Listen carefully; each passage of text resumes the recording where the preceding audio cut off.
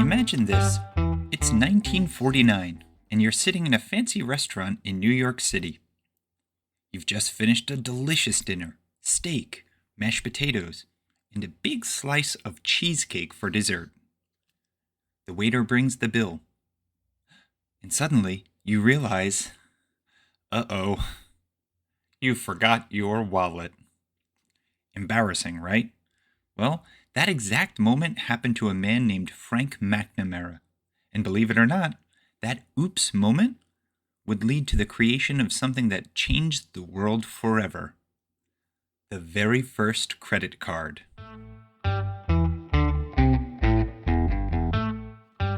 Welcome to Believe It or Not, the show where weird is real and the truth is stranger than fiction. I'm your host, Bryan, and today we're diving into the story of how one man's forgotten wallet sparked a global revolution in how we pay for things. Our story begins in New York City, just after World War II, a time when everything was changing. Cars were faster, cities were growing, and Americans were falling in love with dining out. Frank McNamara was a businessman who often met clients at nice restaurants to discuss deals.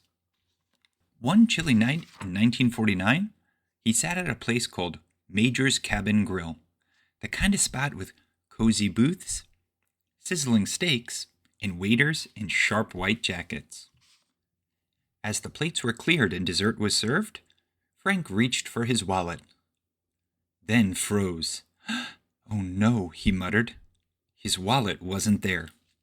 Imagine the panic. Everyone at the table stared.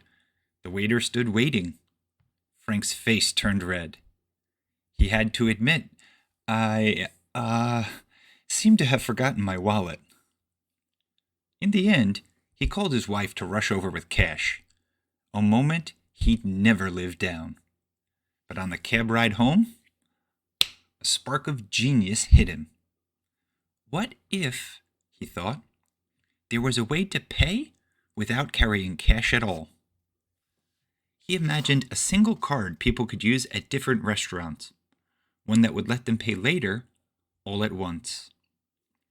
The next day, he told his friend and business partner, Ralph Schneider, and together they sketched out an idea on a napkin. They called it the Diners Club card. At first, the card was just a piece of brown cardboard with a list of approved restaurants. Only 27 restaurants agreed to accept it, but within a year, 10,000 people had joined. People loved the freedom. No more awkward wallet moments, no more counting change. And for restaurants, it meant loyal customers, people who'd come back again and again because they could charge it. Of course, some folks didn't understand it at first. One diner owner asked, "Why would I let someone eat if they haven't paid?" Frank replied, "Because we'll pay you and they'll pay us." It was revolutionary. Soon, big companies noticed. American Express launched its own card in 1958.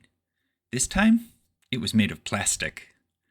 Then came Bank AmeriCard, which became Visa, and MasterCharge, which is now MasterCard. The three big boys joined the fight.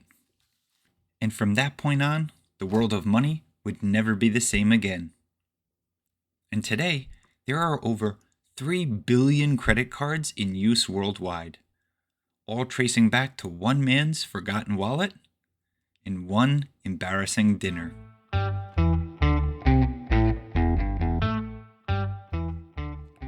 Here are a few interesting facts I came across while researching this podcast. Number 1, American Express, the card you don't leave home without, actually started as a delivery company that carried mail and gold. Number 2, the very first credit card fraud happened just months after the Diners Club launched.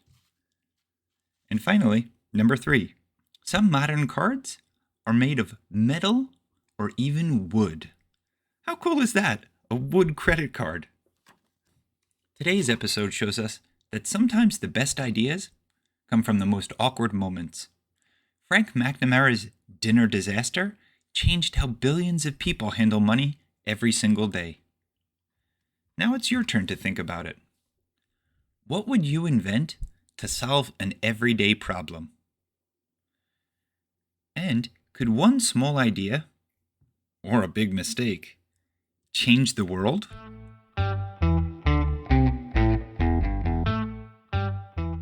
So, what did we learn today?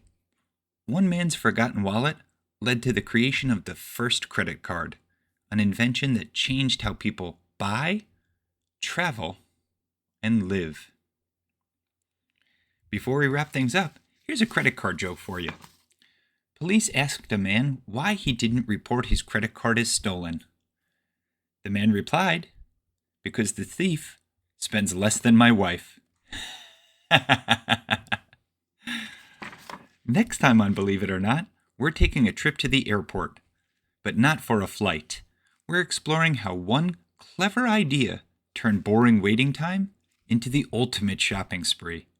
The story of duty-free shopping. How did stores with no tax become every traveler's favorite stop? Find out next time on Believe It or Not. Until then, keep wondering, keep learning, and remember, sometimes the truth is weirder than fiction.